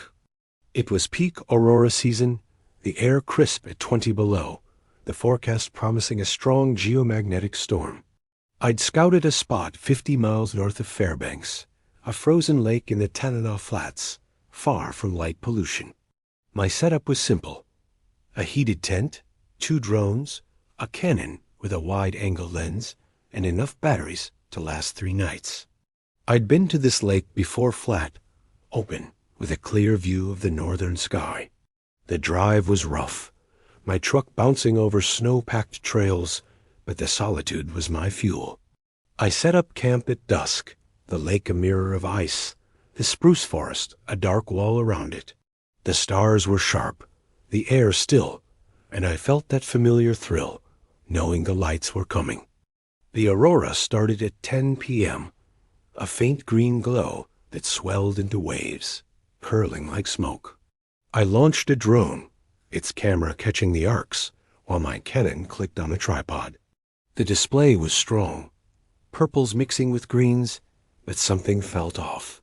The lights moved too fast, not flowing but darting, forming shapes, circles, spirals, almost letters that I'd never seen in 9 years. My drone's feed flickered, showing static, then a clear image of the lake, but not my lake. The trees were wrong, twisted, and the ice was cracked, glowing from below. I brought the drone down, thinking interference, but the feed cut out, and it crashed 100 yards off, its lights dead. I retrieved it, trudging through knee-deep snow, and found it intact but cold, like it had been submerged. The memory card was corrupted, showing only one frame, a blurry image of a face, not mine, staring up from the ice. I shook it off as a glitch, but my gut twisted. Back at camp, the aurora was brighter, almost blinding, and the shapes were clearer symbols, deliberate, like a code written in light. I snapped photos, but my camera's screen showed things it shouldn't. Shadows moving under the ice, figures standing at the forest's edge. I checked the lake, the trees, but saw nothing. The air was heavy, not just cold but thick, like breathing through a mask, and a low hum filled the silence, like the aurora itself was singing. That night, I stayed awake, watching the lights through my tent's mesh window. They didn't fade, didn't dim, just pulsed, the symbols sharper, almost personal. My name appeared, spelled in green arcs, Lydia, then Lightseeker, then words I didn't know, in a script that hurt to look at. I closed my eyes, but the hum grew louder, vibrating in my chest, pulling memories to the surface. My mother's death, my first love's betrayal, a childhood fear of the dark. The lights were inside my head, showing me things: my old Portland apartment, my father's funeral, places I hadn't thought of in years. I zipped the tent shut, but the light seeped through. painting the walls with scenes of my life. By morning, the aurora should have faded, but it hadn't. The sky was wrong. A perpetual twilight. The lights dim but constant. My truck wouldn't start, the battery drained despite being new. My phone was dead. Its screen cracked, though I hadn't dropped it. I tried to pack, to hike out, but the lake felt different, smaller, the forest closer, the ice creaking underfoot. I found tracks around my tent. Not animal, not human, but long, thin marks, like fingers dragged through snow. They led to the lake's center, where the ice was thin, glowing faintly, like the aurora trapped below. That's when I saw them, figures in the lights. Not shadows, not reflections, but forms, human-like, moving in the aurora's arcs. They were tall, translucent, their faces shifting. My mother, my old professor, a friend I'd lost touch with. They didn't speak, but their eyes locked on me, unblinking, their mouths opening in silent calls. I stumbled back, heart racing, and heard my name, not from the sky, but from the ice, a whisper that matched the hum. I ran to the tent, grabbed my flare gun, and fired, hoping to signal help. The flare lit the sky, but the figures didn't flinch. They moved closer, gliding through the lights, their hands reaching. I tried to reason it out: hypothermia, exhaustion, maybe carbon monoxide from my heater. But the air was clear, my mind sharp, and the figures were real. Their touch cold as they brushed my skin, draining warmth, draining me. I felt weaker, my thoughts slower, memories slipping. My first aurora shoot, my move to Fairbanks, gone like smoke. The hum was a voice now, not one but many, saying, "Stay, see, join." I fought it, packing my gear, but the forest was wrong. Trees moved, paths looped, the lake shrinking. My drones were gone. My camera showed only those faces, their eyes pleading, then demanding. On the second night, the figures stepped out of the lights. They stood on the ice, a dozen of them, wearing faces I knew, but twisted. My mother with too many eyes, my friend with a mouth like a wound. They spoke in unison, my name, their voices a chorus that shook the ground. The ice cracked, a fissure glowing green, and they reached for me, their hands passing through my coat, my skin, pulling at something deeper. I felt my life draining, years, dreams, the spark that made me Lydia. I screamed, but the sound was swallowed, the hum drowning everything. I don't know how I remembered the stories. An old Alaskan man in Fairbanks, a friend of a friend, had told me tales over coffee auroras as paths for spirits, some lost, some hungry, using the lights to escape, to feed. Never chase alone, he'd said. They need a witness to break free. I'd laughed, but now his words were all I had. I grabbed my knife, carved a circle in the ice raven. Bare, the symbols he described, crude but desperate. I burned my spare fuel, the flames weak but enough to push back the dark. The figures recoiled, their forms flickering, showing what they were: things of light and void, not human, not dead, but something else, trapped between. I ran, leaving my deer, my truck, everything but the knife and a flare. The forest fought me, branches clawing, paths twisting, but the symbols held, the fire's warmth a shield. The figures followed, their voices a scream now, not pleading but angry.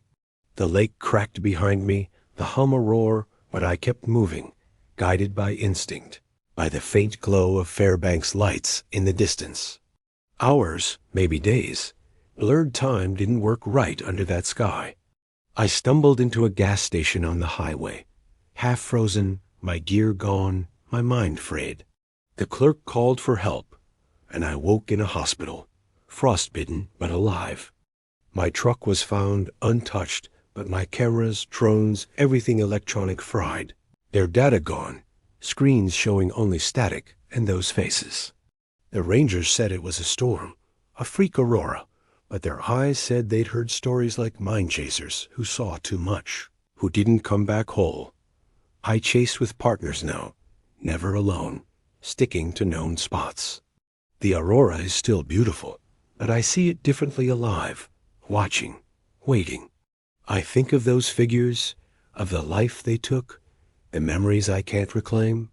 The sky holds more than light, and some doors it opens don't close. My warning, some lights seek witnesses to free them at any cost. Chase with others, keep your fire lit, and if the aurora spells your name, run, don't look up. The interior skies are vast, but they're not empty, and what dances their hungers for more than your gaze. My name is Silas Grant, known as Trailblazer Silas.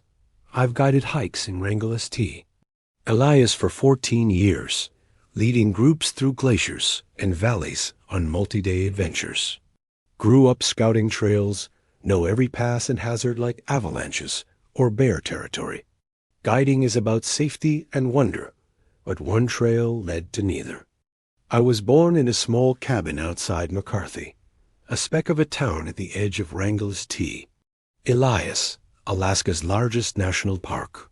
My father was a ranger, my mother a trapper, and they taught me the land's ways, how to read snow for avalanche risks, spot bear scat, navigate by stars when clouds hid the peaks. By 16, I was scouting trails for hunters, and at 25, I started Silas's Wild Treks, guiding tourists through the park's 13 million acres of mountains, ice, and forest.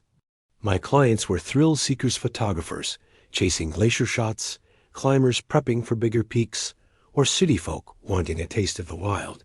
I kept them safe, taught them to respect the land, and never lost a soul.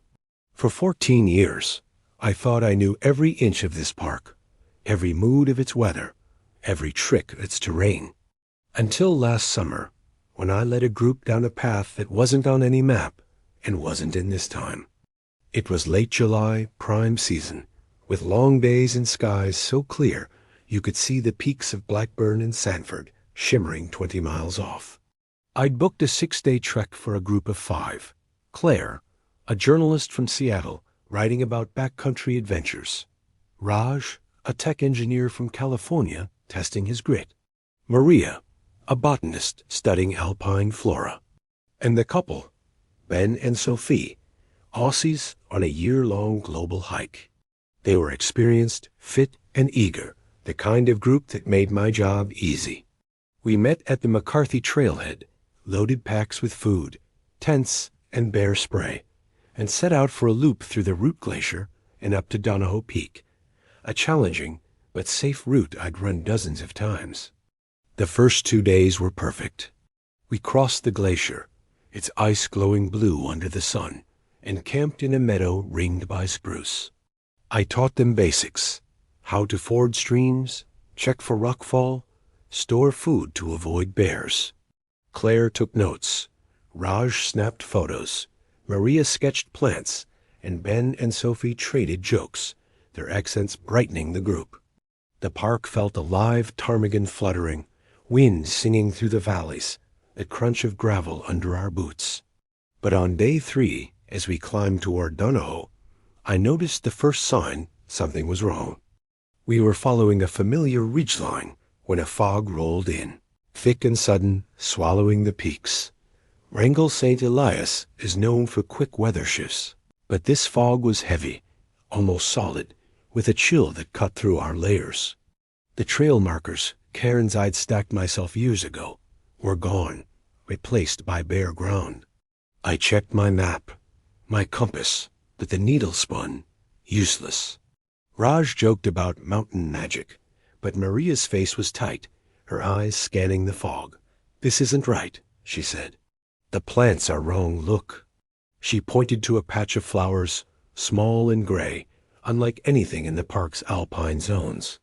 They smelled sharp, like rust, and wilted when she touched them.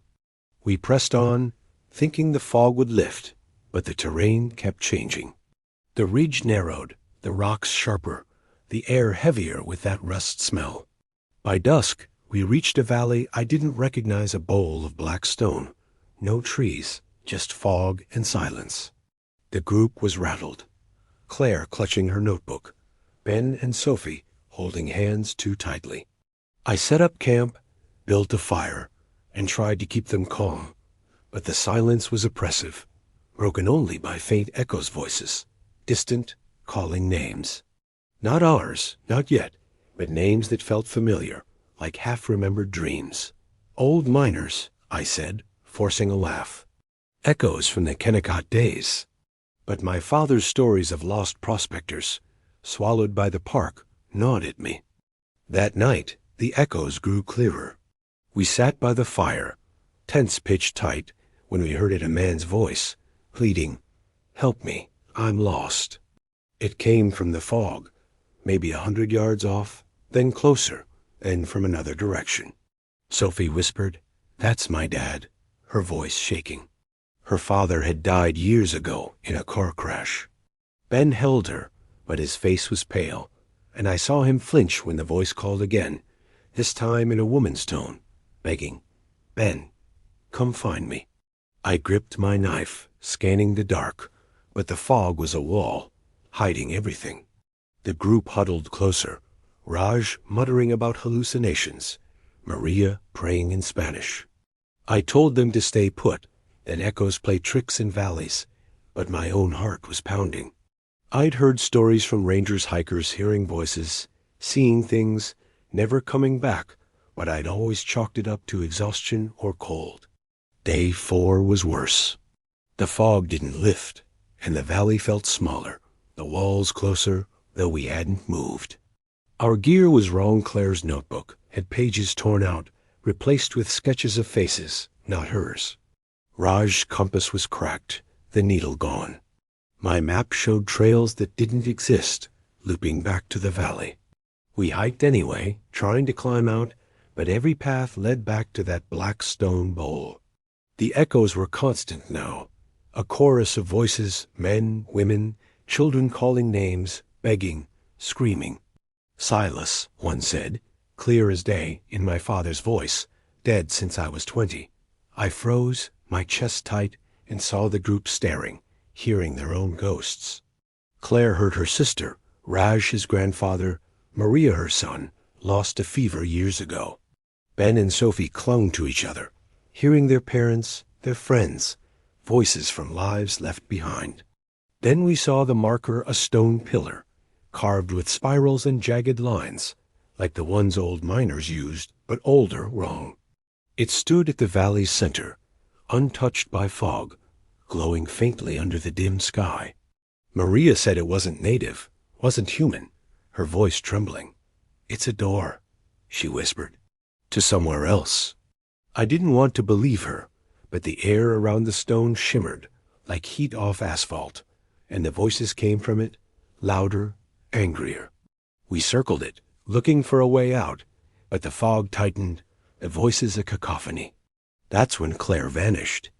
She was behind me, and gone, no scream, no tracks, just her pack on the ground. Raj panicked, shouting her name, but the echoes mocked him, repeating it in a woman's voice, not Claire's. We searched, torches cutting through the fog, but found only more markers, smaller stones, carved with the same spirals, forming a path deeper into the valley. Against my better judgment, we followed, driven by the voices, by the hope of finding her. The path led to a cave, its mouth hidden until we were on it. The stone warm despite the cold. Inside, the air was thick, the walls pulsing with that same faint glow. The voices were deafening, chanting in a language I didn't know, pulling us deeper. The cave wasn't a cave, it was a tunnel, endless, twisting, the walls carved with scenes. Miners digging, then screaming, their bodies stretching, aging, dissolving into stone. We saw Claire, standing at a bend, but she wasn't Claire.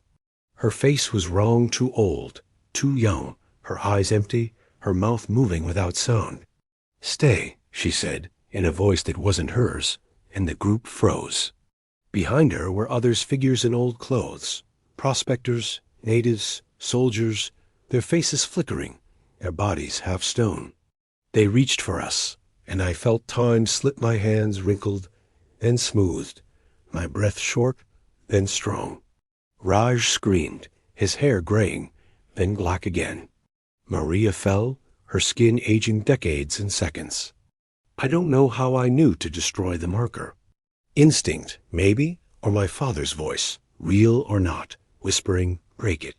I grabbed a rock, smashed the pillar outside the cave, and the ground shook, the voices screaming. The figures retreated. Claire's among them, her face twisting into something not human, a mouth too wide, eyes like voids. The tunnel collapsed behind us, forcing us out, the fog thinning as we ran. We stumbled through the valley, the markers crumbling, the echoes fading. By some miracle, we found the trail, the real trail, and reached the trailhead at dusk, collapsing by my truck. 4 of us left Claire gone, her pack all that remained. We reported it as a hiking accident, said she got lost in the fog, but the rangers' eyes said they knew better. They'd seen groups come back with stories like ours, trails that moved, voices that weren't there, time that broke. I still guide, because the park is my home, but I map Forbidden's routes now, places where the land lies. I think of Claire, of the figures in the cave, of the time that slipped through my fingers.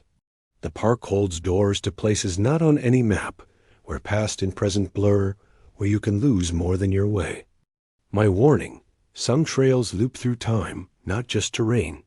Check your markers, trust your gut, and if the fog comes with voices, turn back. Smash the stones if you must, but don't follow the path that calls your name. Some doors in Wrangle's tea. Elias don't lead home, they lead to forever.